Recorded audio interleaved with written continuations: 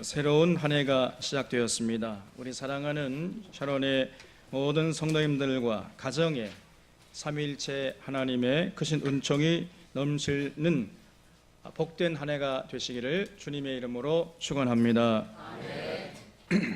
오늘 말씀은 예수님이 공생애를 시작할 즈음에 제자를 부르시는 과정에서 발생한 사건을 기록하고 있습니다. 5장 1절 말씀을 보면은 무리가 몰려와서 하나님의 말씀을 들을새 예수는 게네사렛 호숫가에 서서 호숫가에 배 두 척이 있는 것을 보시니 어부들은 배에서 나와서 그물을 씻는지라 그랬어요. 여기서 이 게네사렛 호수라는 것은 원래 이 갈릴리 호수를 말해요. 이 갈릴리 호수는 아주 그 이름이 굉장히 많았습니다. 갈릴리 바다라고도 했고 또 디베라 호수, 디베라 바다, 게네사렛 호수 이렇게 여러 가지 다양한 이름으로 사용되었습니다. 그래서 이 갈릴리 호수에 가보면요, 그거는 바다가 아니에요. 그 짠물이 아니고 그냥 민물입니다. 그런데 이 유대인들은 워낙 거기가 비가 적게 오는 땅이기 때문에 조금 물이 많이 고인 그런 웅덩이가 있으면요, 무조건 바다라고 그래요. 우리가 지금 얼마나 행복한 땅에서 살고 있는지 모릅니다. 거의 그들은 비가 오지 않기 때문에 물이 조금만 고여 있어도 이건 물이 많은 곳이다 그래가지고 바다라고 이렇게 부릅니다. 근데 사실은 그게 민물입니다. 그래서 대부분 이 갈릴리 바다 이렇게 부르긴 하지만은 사실은 갈릴리 호수가 맞는 거예요. 우리말로 하면은. 그래서 그 예수님께서 갈릴리 호숫가에 가셨다는 거죠. 거기 가서 이제 하나님의 말씀을 전하려고 가셨는데 거기 가보니까 호숫가에 배 두 척이 있는 것을 보셨습니다. 그래서 그 배들 중에 어느 한 배에 올라가셔서 이제 하나님의 말씀을 가르쳤다는 거죠. 3절 말씀을 보면 예수께서 한 배로 오르시니 그 배는 시몬의 배라 육지에서 조금 떼기를 청하시고 앉으사 배에서 무리를 가르치셨다 그랬어요. 그러니까 이제 예수님께서 배를 타시고 육지에서 이렇게 조금 중앙으로 호숫가 중앙으로 나가셔가지고 거기서 가르쳤다는 겁니다. 그러면 그 듣는 회중들은 어디에 있어요 지금? 바닷가에 있는 거예요. 왜 그러셨을까요? 그때가 대략 보면은 9시쯤, 오전 9시쯤 되었어요. 왜냐하면은 그 어부들이 그물을 씻고 있었다는 기록을 볼 때 이 갈릴리 어부들은요 밤새서 그 고기를 잡습니다. 그러니까 이 어부들은 이 그물질을 밤에 해요. 낮이 되면은 고기들이 다 그냥 물속 깊이 들어가기 때문에 그물을 내릴 수가 없습니다. 그래서 밤에 하고 이제 오전이 되면 새벽에 밝아오면 그 사용한 그물을 씻는 거지요. 그래서 지금 그물을 씻고 있다 이렇게 기록되어 있는 것을 볼 때에 아침이었다는 것을 알 수 있어요. 그리고 예수님께서 그렇게 갈릴리 호수 중앙으로 나가셔서 그 호숫가에 있는 사람들에게 말씀을 전하셨다 하는 걸 볼 때에 어느 정도 해가 뜬 상태라는 것을 알 수 있습니다. 그러니까 원래 그 해가 비치면요 땅의 온도는 빨리 올라갑니다. 거기에 반해서 그 호숫가의 온도는 천천히 올라가요. 물의 온도이기 때문에. 그러면 땅의 온도가 이제 막 올라가면은 그 공기가 위로 올라가겠죠? 그러면 아래에 빈 공간이 생기잖아요. 그러면 호숫가에 있는 찬 공기가 이제 육지로 몰려오는 거예요. 그걸 우리가 뭐라 그래요? 바람이라고 해요. 바람이 공기 이동 아니에요. 그래서 따뜻한 공기가 하늘로 올라가면 그 빈 공간에 이제 찬 공기가 들어오는 거예요. 그래서 이 호숫가에 찬 공기가 육지로 몰려오는 것. 그러게 이제 바람인데, 그러니까 예수님께서 그 바람을 이용해 가지고 바람을 이렇게 딱 등지고 말씀을 전하니까 그 바람이 예수님의 말씀을 실어 가지고 그 호숫가에 있는 사람들에게 전달해 준 거예요. 그러니까 예수님께서 이 자연 지형을 잘 이용하신 것입니다. 그러니까 이 호숫가에 불었던 바람이 앰플리파이어, 그냥 예수님의 말씀을 이렇게 진동을 막 크게 확대해가지고 그 사람들에게 전해줬던 거예요. 당시에 예수님의 말씀을 들으려고 몰려들었던 사람들을 대강 따져보면은 한 5,000명 내지 6,000명 정도 됐습니다. 어떻게 할 수 있냐면은 오병이어의 기적을 볼 수 있잖아요. 거의 대부분 예수님 가시는 곳에 5,000명 내지 6,000명 따라다니셨거든요. 그래서 여러분 5,000명 내지 6,000명 되는 그 많은 사람들 어떻게 전할 수 있었습니까? 당시에 뭐 스피커도 없을 텐데 바람을 이용하시는 거예요. 참 예수님 얼마나 지혜로운지 모릅니다, 여러분. 그래서 그런 걸 다 감안해 보면은 해가 좀 떠올랐을 때니까 한 오전 9시에서 한 10시 정도 그때 됐을 거예요. 그래서 이렇게 이제 예수님께서 배를 타고 호수 중앙으로 가셔가지고 몰려든 무리들에게 하늘의 진리를 전하셨던 겁니다. 그리고 다 가르친 다음에 그 배의 주인이 시몬에게 이렇게 말씀했어요. 4절 말씀 보면 말씀을 마치시고 시몬에게 이르시되 깊은 데로 가서 그물을 내려 고기를 잡으라 그랬습니다. 이 시몬에게 호수 깊은 곳으로 가서 그물을 내리라 그랬어요. 이 명령은요, 시몬이 생각할 때는 어처구니 없는 명령이에요. 도저히 받아들일 수 없는 아주 난감한 명령이었습니다. 왜냐하면요, 첫째로 사실 고기 잡는 일로 치자면은 누가 전문가예요? 시몬이 전문가죠. 이 시몬이라는 사람은요, 그 갈릴리 바다에서 잔뼈가 굵은 사람이었습니다. 어릴 때부터 그 갈릴리 호숫가에서 고기 잡으면서 먹고 살아온 사람이에요. 고기 잡는데 선수는 예수님이 아니고 시몬이었습니다. 그리고 예수님은요, 원래 목수였잖아요. 목수. 고기 잡아 보지도 않았어요. 그런데 그런 전혀 고기잡이에 문외한인 예수님이 고기잡이의 전문가인 시몬에게 깊은 데로 가서 그물을 내려 고기를 잡아라, 이렇게 명령을 하니까 바둑으로 치자면요, 아마 18급짜리가 프로 8단에게 프로 8단에게 참 훈수 두는 격입니다. 있을 수 없는 거잖아요. 어떻게 아마 8급이 18급이 프로 8단에게 훈수 둡니까? 훈수 두기는 어처구니 없는 일이지요. 그런 격이었어요. 둘째로 지금 시몬이 밤새도록 고기를 한 마리도 잡지 못한 거거든요. 수없이 이미 그물을 내렸지만 한 마리도 잡지 못한 상태였습니다. 뭐든지 그렇지만은요, 계획한 대로 안 되면 피곤한 거예요. 피곤이 몰려오고 지금 짜증나고 지금 이제 해가 막 동실 떠오르니까 빨리 집에 가서 쉬고 싶은 마음뿐이었습니다. 그런데 깊은 곳에 가서 그물을 내려라, 이거 도저히 순종할 수 없는 말씀이었어요. 셋째로 고기들은 아까 말씀대로 아침이 되면 깊은 물속으로 들어가 버려요. 숨어버립니다. 그렇기 때문에 그물을 내려봤자 소용없는 거예요.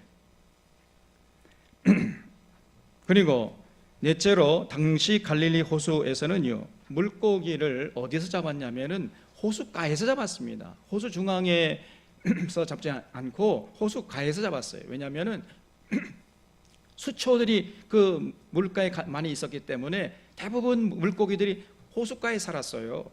그래서 물고기 잡는 도구들도 전부 얕은 물가용이었습니다. 배도 얕은 물가용이었고 그물도 얕은 물가용이었어요. 그렇기 때문에 깊은 물에 가서 그물을 내리라는 것은요, 굉장히 위험하기 짝이 없는 일이었습니다. 자칫 잘못하면요, 그 깊은 물에 들어갔다가는 배가 뒤집혀서 죽을 수도 있는 겁니다. 굉장히 위험한 상황이었어요. 이상과 같은 여러 가지 이유로 지금 예수님의 명령은 시몬에게 도저히 순종할 수, 가당치 않는 그런 명령이었던 거예요. 그럼에도 불구하고 예수님은 깊은 데로 가서 그물을 내려라, 이렇게 명령을 했어요. 그런데 시몬은 5절에서 이렇게 응답했습니다. 시몬이 대답하여 이르되 선생님, 우리들이 밤이 새도록 수고했으되 잡은 것이 없지만은 말씀에 의지하여 내가 그물을 내리리이다. 밤새도록 참 수고했지만은 잡은 것이 없는데, 그런데 그래서 안 하겠습니다가 아니고 선생님의 말씀이 그렇게 하라고 하니 한번 그 말씀을 의지해서 그물을 내려보겠습니다. 이렇게 나왔던 겁니다. 이것이 베드로의 인생을 완전히 바꾸는 계기가 되어버린 거예요. 시몬은 전문가의 자존심도 내려놓고 몰려드는 육신의 피로도 물리치고 빨리 집에 가고 싶은 마음도 다잡고 생명의 위험도 무릅쓰고 물고기 잡는 도구가 전부 얕은 물가용이었음에도 불구하고 선생님이 그렇게 말씀하시니 제가 말씀을 의지하여 그물을 내리겠습니다. 이렇게 나왔던 겁니다. 이것이 베드로의 인생을 완전히 바꿔버렸던 거예요. 그랬더니 어떻게 됐습니까? 6절 말씀 보면 그렇게 하니 고기를 잡은 것이 심히 많아 그물이 찢어지는지라 그랬어요. 놀라운 일이 일어나는 것입니다. 너무 많이 잡혀가지고요, 그냥 그물이 찢어질 정도였습니다. 들어 올릴 수도 없었어요. 그래서 7절에 보면 이에 다른 배에 있는 동무들에게 손짓하여 와서 도와달라 하니 그들이 와서 두 배의 채움에 잠기게 되었더라 그랬어요. 다른 어부들의 도움을 받아가지고 간신히 그물을 건져 올렸다는 겁니다. 거의 배가 잠길 지경이 된, 쉽게 말해서 만선이 된 거예요. 이런 놀라운 체험을 하니까 시몬이 예수님 앞에요, 넙죽 엎드렸습니다. 8절에 보면 시몬 베드로가 이를 보고 예수의 무릎 아래에 엎드려 이르되 주여 나를 떠나소서 나는 죄인이로소이다 그랬어요. 참 이상한 행동을 하지요. 우리의 상식과는 좀 다르게 베드로가 행동을 합니다. 주여 나를 떠나서 나를 죄인으로서다. 왜 그렇게 나왔을까요? 아니 만선이 되었으면 그 어부의 유일한 관심사는 뭡니까? 만선하는 것이요. 만선이 되었으면은 기뻐하면서 야 예수님 감사합니다.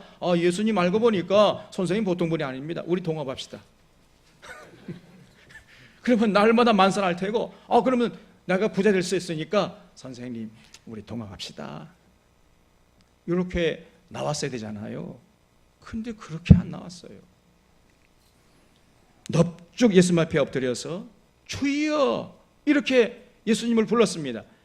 그 사건이 있기 전에는요 선생님이래서 선생님. 그래서 사건이 있기 전에는 선생님이라고 부르다가 이제 주여 호칭부터 달라집니다. 선생님이라는 것은 헬라 말로 에티스타테스라는 말을 쓰고 있어요. 이 말은 어르신이라는 뉘앙스를 갖고 있습니다. 어르신이 말씀하니까 그냥 그물 한번 내려보겠습니다. 이런 정도였던 거예요. 그런데 그 사건을 경험한 다음에 주여 이렇게 호칭이 바뀌었습니다. 주여라는 말은요 헬라 말로 퀴리오스입니다. 이거는 굉장히 종교적인 말이에요. 나의 모든 것을 통찰하시는 주님 이런 뜻입니다. 그래서 호칭부터 바뀌었습니다. 그러면서 나는 죄인으로소이다 나를 떠나주시옵소서 이렇게 이제 고백했습니다. 이 말은 자기의 죄를 깨달았다는 말이 아니고 그런 말이기보다는 그 예수님의 놀라우신 능력 앞에 굴복하겠다는 이런 의미를 담고 있습니다. 쉽게 말해서요 그 고수 앞에 하수가 이제 딱 무릎 꿇고 졌습니다. 이런 얘기죠. 그러니까 지금 시몬은 말씀을 의지해서 그물을 내린 후에 굉장한 체험을 한 것입니다. 예수님의 말씀에 의지해서 그물을 내렸더니 그때 비로소 그 예수님이 얼마나 대단한 분인가를 체험했던 거예요. 저 예수라는 분이 보통 분이 아니시구나. 그냥 선생님 정도가 아니고 범접할 수 없는 어떤 신적인 능력을, 굉장한 능력을 갖고 있는 분이구나. 이거를 그때 비로소 베드로가 체험했던 것입니다. 말씀을 의지해서 그물을 내렸을 때 그 삶의 현장에서 예수님의 능력이 보통 분이 아니라는 것을 그때 비로소 체험했던 거예요. 그래서 마치 모세가 호렙산에 불 붙는 그 떨기나무 아래에서 하나님을 만나 뵙고 그의 신을 벗은 것처럼 그런 신비한 체험을 했던 거예요. 이걸 우리가 누미노제 체험이라고 해요. 누미노제 체험. 시몬이 예수님의 말씀에 순종했을 때 그 시몬의 이성을 초월하고 경험을 초월하고 상상을 초월하고 상식을 초월하는 그 예수님의 굉장한 능력을 체험했던 거예요. 그래서 베드로가 주여 저는 죄인으로소이다 저를 떠나시옵소서 이렇게 고백했던 거예요. 그러니까 예수님이 시몬에게 말씀하기를 10절 하반절에 보면 예수께서 시몬에게 이르시되 무서워 말라. 왜 그렇게 말씀했까요? 했을까요? 무서워하니까. 무서워하니까 무서워하지 말라. 그 정도로 어떤 굉장한 두렵고 떨림이 시몬에게 몰려왔던 거예요. 기쁨이 아니라 기쁨을 초월하는 어떤 굉장한 영적 두려움 앞에 시몬이 직면했던 겁니다. 두려워하지 말아라. 이제부로는 네가 사람을 취하리라 하시니 그들이 배들을 육제되고 모든 것을 버려두고 예수를 따르니라 그랬어요. 이 누미노제 체험이 있었던 시몬이었기 때문에 예수님께서 제자로 부르시니까 그냥 주저하지 않고 예수님을 따라갔던 거예요. 우리도 마찬가지입니다. 우리가 예수님의 말씀에 순종하면은요, 그때 비로소 그 순종하는 삶의 현장에서 예수님의 그 말씀의 위력, 말씀의 능력을 체험하고 예수님이 얼마나 대단한 분이신가 그때 비로소 알 수 있는 거예요. 머리로는 잘 모릅니다. 듣기만 하면 모르는 거예요. 그래서 그 놀라운 말씀의 능력을 체험하는 삶의 현장에서 비로소 예수님의 위대하심을 경험할 수 있는 것이고, 그렇기 때문에 그런 체험을 하는 자가 예수님께서 어디로 가든지 간에 그 예수님을 따라갈 수 있게 된단 말이죠. 그래서 우리 샤론의 성도님들 올 한 해에 참 믿음의 소유자가 되어서 예수님의 제자로 살기를 원하시지요? 그런 마음으로 다 앉아 계시는 거 아니겠습니까? 그렇다면 그런 우리들에게 가장 필요한 것이 무엇이겠습니까? 예수님의 말씀을 경청하는 거예요. 일단은 예수님의 말씀을 경청하고 그 예수님의 말씀이 비록 내 경험과 내 상식과 내 이성과 내 모든 것을 어떤 초월하는 그런 이해될 수 없는 그런 말씀이라 할지라도 그 예수님의 말씀에 의지해서 내가 그물을 내리겠습니다. 이런 베드로의 자세가 우리에게 필요한 것입니다, 여러분. 다시 말해서 성경 말씀을 경청하고 그 경청함을 통해서 깨달은 진리에 순종하는 거예요. 순종할 때 그 삶의 현장에서 예수님이, 우리가 믿는 예수님, 우리가 믿는 여호와 하나님이 얼마나 위대한 신분인가, 그 하나님의 놀라운 능력을 체험하면서 그 하나님을 경험하게 되고 그 하나님을 신뢰하고 그 하나님이 어디로 인도하든지 간에 그 하나님을 따라갈 수 있는 강한 믿음의 소유자가 되는 것입니다, 여러분.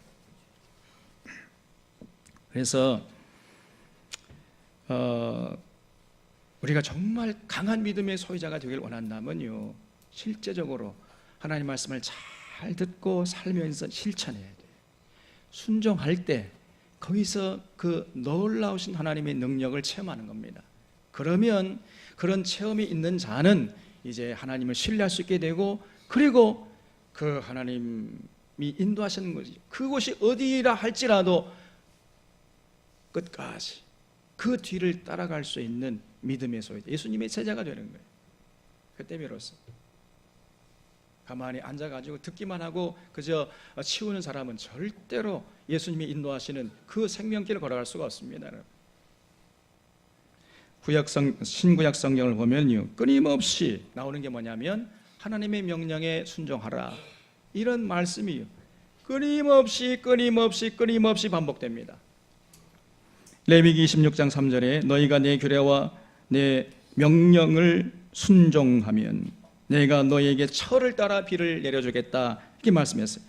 내 규례와 내 계명에 순종할 때 그렇게 하겠다는 거예요. 또 신명기 28장 5절 6절에서 하나님의 모든 명령을 지켜 행할 때 내 하나님 여호와께서 너를 세계 모든 민족 위에 뛰어나게 하실 것이라 그랬습니다. 또 내 하나님 여호와의 말씀을 청종하면 그랬어요. 말씀을 듣고 실천할 때, 청종할 때 이 모든 복이 내게 임하며 내게 이르르니 내가 성읍에서도 복을 받고 들에서도 복을 받고 내 몸의 자녀와 내 토지의 소산과 내 짐승의 새끼와 소와 양의 새끼가 복을 받을 것이요 내 광주리의 떡반죽 그릇이 복을 받을 것이요 네가 들어와도 복을 받고 나가도 복을 받게 될 것이다 그랬습니다. 다른 게 아닙니다. 말씀을 듣고 실천할 때 그 순종을 강조해요. 또 사무엘상 15장 22절에서 순종이 제사보다 낫고 듣는 것이 수양의 기름보다 낫다 그랬어요. 또 거역하는 것은 점치는 죄와 같고, 여러분 하나님 말씀을 거역하잖아요. 그러면 점쟁이 앞에 가는 것과 똑같은 거예요. 점치는 것과 똑같다는 거예요. 나는 점쟁이 앞에 안 갔는데 무슨 내가 점치는 죄를 범했냐? 그거 아니에요. 하나님 말씀을 거역하는 것, 그것이 곧 점치는 것과 똑같단 말이에요. 점치는 죄와 같고 완고한 것은 사신 우상에게 절하는 죄와 같다. 마음을 완악하게 하고 완고하게 하고 주변의 얘기를 안 들어요. 그것이 결국은요, 우상에게 절하는 죄, 우상 섬기는 것과 똑같은 겁니다. 그게. 그래서 하나님 말씀을 듣고 순종하라, 이거를 계속 강조합니다. 또 모세가 신명기 10장 13절에서 내가 오늘 너희의 행복을 위하여 너에게 명령하는 여호와의 명령과 규례를 지킬 것이 아니냐, 이렇게 말씀합니다. 끊임없이 말씀을 경청하고 그 말씀에 순종할 것을 강조해요. 또 예수님도 마태복음 7장 24절 이하에서 내 말을 듣고 행하는 자가 그 집을 반석 위에 지은 지혜로운 사람 같으니 비가 내리고 장소가 나고 바람이 불어 그 집에 부딪히되 무너지지 아니하나니 이는 주초를 반석 위에 놓은 까닭이요 내 말을 듣고 행하지 아니하는 자는 그 집을 모래 위에 지은 어리석은 사람 같으니 비가 내리고 장소가 나고 바람이 불어 그 집에 부딪히며 무너져 그 무너짐이 심하니라 그랬습니다. 끊임없이 잘 듣고 순종해라, 실천해라, 그걸 강조하지요. 또 부활하신 후에 예수님께서 마태복음 28장 18절 이하에서 너희는 가서 모든 족속 제자를 삼고 아버지와 아들과 성령 이름으로 세례를 주고 내가 너희에게 분부한 모든 것을 가르쳐 지키게 하라, 이게 결론이에요. 지키도록 하라, 실천하도록 하라, 여기까지 나가라는 거예요. 이걸 예수님께서 강조했습니다. 왜 그래요? 전부 말씀을 경청하고 순종할 것을 계속 요구하잖아요. 왜 그래요? 그럴 때만이, 그 하나님의 말씀을 실천할 때만이, 그 삶의 현장에서 하나님의 놀라운 능력을 체험하고 그 말씀의 위력을 체험하고, 그래서 하나님을 신뢰할 수 있게 되고 하나님의 위대하심을 경험하면서 하나님이 인도하신 그 길을 따라갈 수 있기 때문에, 그 하나님께서 끊임없이 말씀을 듣기만 하는 것을 그치지 말고 순종해라, 실천해라, 이거를 강조하는 것입니다, 여러분. 근데 여러분, 우리가 사실 순종해야 되겠다, 이게 마음을 먹어도 순종하기 쉽습니까, 여러분? 잘 순종이 안 돼요. 그냥 듣는 것으로 그칠 뿐입니다. 여전히 우리의 생각과 가치관과 인생의 세계관은 다 고정되어 있어요. 돌아보면은요, 전부 말씀이 다 뒤로 새가버려.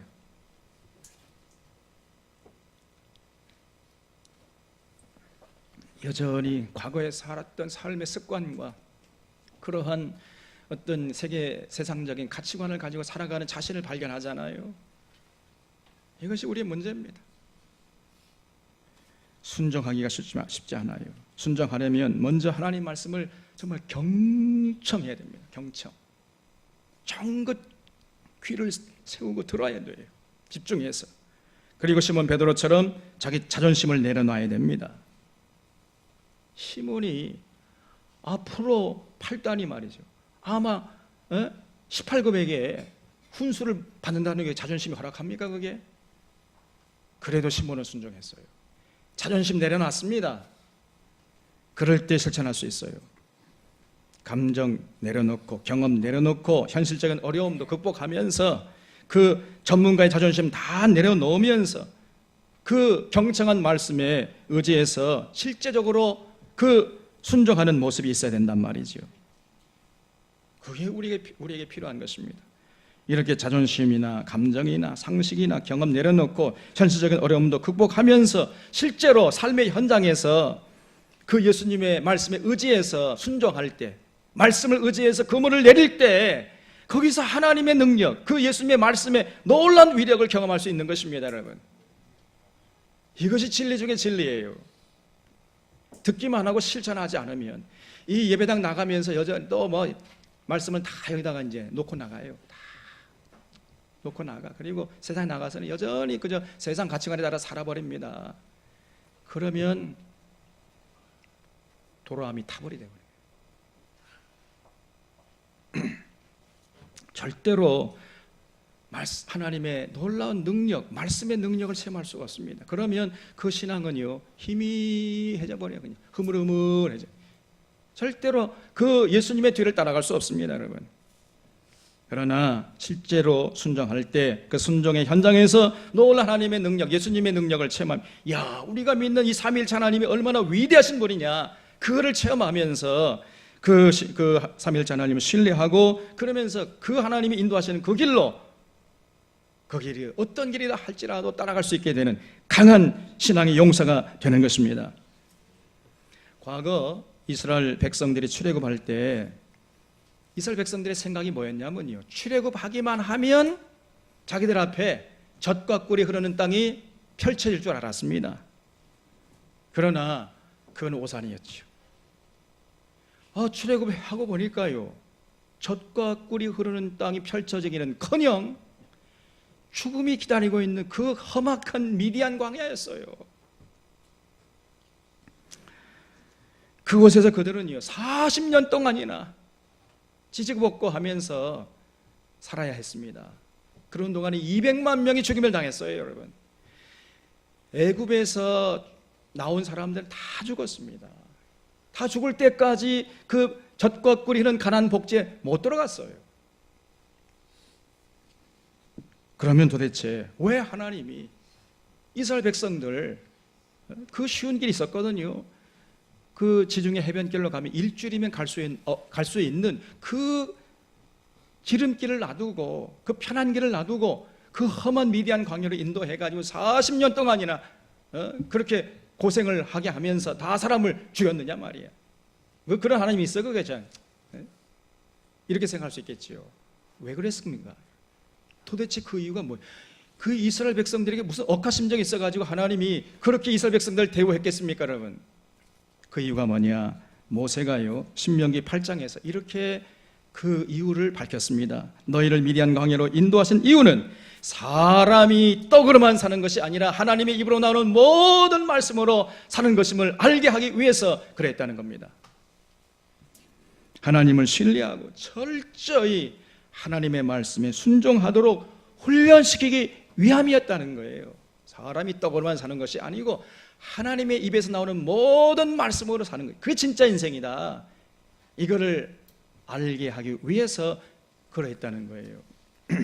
따라서 출애굽한 이스라엘 백성들에게 가장 필요했던 것은 하나님 말씀에 귀를 쫑긋 세워가 듣는 경청이었어요. 하나님 말씀을 경청하고 하나님의 보내신 지도자 모세의 말을 경청해야 했습니다. 여러분, 하나님의 말씀을 경청하면 어떻게 되겠어요? 그게 곧 지혜롭게 돼요. 여러분, 지혜라는 말이 히브리 말로 하면은요 레브 쇼메아입니다. 레브 쇼메아. 이 레브 쇼메아가 무슨 뜻이냐면은 듣고자 하는 마음이에요. 듣는 마음. 그게 레브 쇼메아. 그것이 뭐냐? 그게 경청이요. 그것이 지혜입니다, 여러분. 우리가 잘 귀를 쫑긋 세우고 들어야 돼요. 일단은 경청해야 됩니다. 하나님 말씀에 귀를 기울이고 하나님의 보내신 그 지도자 모세의 말을 잘 들어야 돼요. 이스라엘 백성들이 레브 쇼메아. 그럴 때 이스라엘 백성들이 지혜롭게 될 수 있었던 거예요. 올 한 해 우리 사랑하는 사랑의 성도님들이 지혜롭게 살기를 원하시죠? 그렇다면 하나님 말씀에 귀를 기울이시기 바랍니다. 경청하십시오. 경청. 귀를 쫑긋 세워서 집중해서 한마디도 놓치지 않으려고 귀를 쫑긋 세우고 들으십시오. 주변에 그리고 스승의 말에 귀를 기울이십시오. 심지어 자연의 그 무언의 소리에도 귀를 기울여 보십시오. 그러면요 여러분이 지혜롭게 됩니다. 자꾸 말하려고 하지 말고 이제 입을 좀 다물고 주변의 소리에 좀 귀를 기울여 보세요. 하나님 앞 말씀을 들어보려고 하고 이웃의 말을 들어보려고 하고 경청하는 거예요. 경청. 그것이 곧 지혜입니다. 다른 게 아닙니다. 듣고자 하는 마음, 그게 지혜야. 지혜. 그런 훈련을 하기 위해서 하나님께서 이스라엘 백성들을 40년 동안이나 미디안 광야에 머무르게 했다는 거예요. 만약에 그들이 그 훈련을 잘 이수했더라면은요 그 광야 기간은 짧아졌을 겁니다. 40년이나 가지 않아도 될 수 있었어요. 단축되어 가지고 빨리 끝났을 겁니다. 오늘 우리 사론교회의 형편도 비유하자면요 이스라엘의 출애굽과 비슷합니다. 제가 볼 때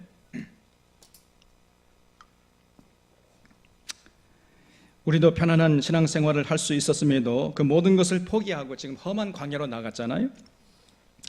아직도 뭐 예배당도 없는 그런 신세입니다. 어떻게 보면은 험한 미디안 광야로 나온 이스라엘 백성들의 처지와 좀 비슷해요. 이 광야 생활을 하루속히 청산하고 젖과 꿀이 흐르는 가나안 복지로 들어가야 할 텐데 그 비결이 무엇이겠습니까?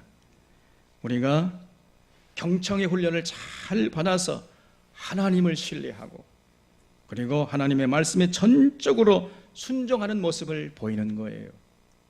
그러면 광야의 훈련 기간이 빨리 끝날 것입니다.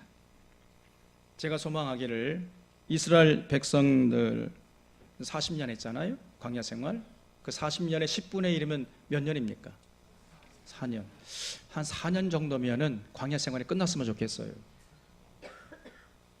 저 가나안 복지로. 네? 그럼 지금 2년 지났으니까 이제 몇 년만 있으면 돼요? 이제 2년만 있으면은 광야 생활을 다 마감하고 가나안 복지로 들어갈 수 있으면 좋겠습니다. 그러려면 어떻게 해야 된다고요? 하나님 말씀을 잘 듣고 들으면서 깨달은 그 진리의 말씀을 앞세우고 삶의 현장에 실천하는 거예요. 그럼 거기서 하나님의 놀라운 능력을 체험하고 그러면 강한 믿음의 소유자 돼가지고 주님이 어디로 우리를 이끌어 가시는데 따라가게 예수님의 제자가 될 수 있다고 말이에요. 그런 복을 누릴 줄로 믿습니다. 그래서 정말 우리가 우리의 살아가는 삶을 돌아보면요, 많은 사람들이 하나님의 말씀보다 자신의 경험을 바탕으로 살아가요. 내가 겪은 일들, 내가 이렇게 선택했더니 이런 결과를 낳았다 그러면서 자기 경험을 하나님 말씀보다 우선합니다.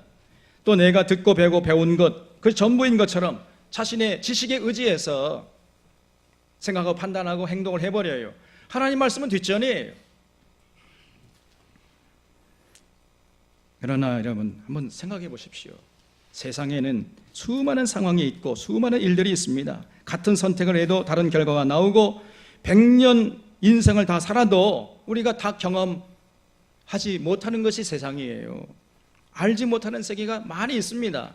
그럼에도 불구하고 많은 사람들은 자신의 주관적인 경험과 자기가 이성으로 쌓은 지식, 이것이 전부인 줄 알고 그런 경험과 지식에 의지해서 살아가요. 하나님 말씀을 의지하지 않습니다. 그렇기 때문에 하나님의 그 놀라운 능력을 체험할 수가 없는 것이고, 그렇기 때문에 그냥 그 신앙이 관념적인 신앙으로 머물러 그냥 흐지부지 믿는 것도 아니고 안 믿는 것도 아니고 이런 상태로 머무르게 되는 거예요. 아닙니다, 여러분. 이렇게 한계가 분명한 우리들이 취해야 할 자세가 무엇입니까? 베드로처럼 밤이 맞도록 수고했지만은 얻은 것이 없지만은 그러나 말씀에 의지해서 그물을 내리이다. 이런 자세가 우리에게 필요한 것입니다. 저는요, 이 베드로 제가 밤이 맞도록 수고했지만은 한 마리도 못 잡았습니다. 그러나 제가 주님의 말씀에 의지해서 그물을 내리겠습니다. 그 베드로의 말을 듣는 눈시울이 뜨거워져요. 그냥 눈물이 납니다. 베드로가 그렇게 말할 때에는 베드로가 생각이 없는 사람이었습니까? 자기 자존심 다 내려놓고 자기 경험 다 내려놓고 자기 이성 다 내려놓고 자기 상식 다 내려놓고 그저 예수님 말씀하시니까 제가 그물 내려보겠습니다. 순종하는 그 베드로의 모습을 보면요, 우리 신앙의 모델 같아가지고 눈시울이 뜨겁다니까요. 눈물이 흐릅니다. 그냥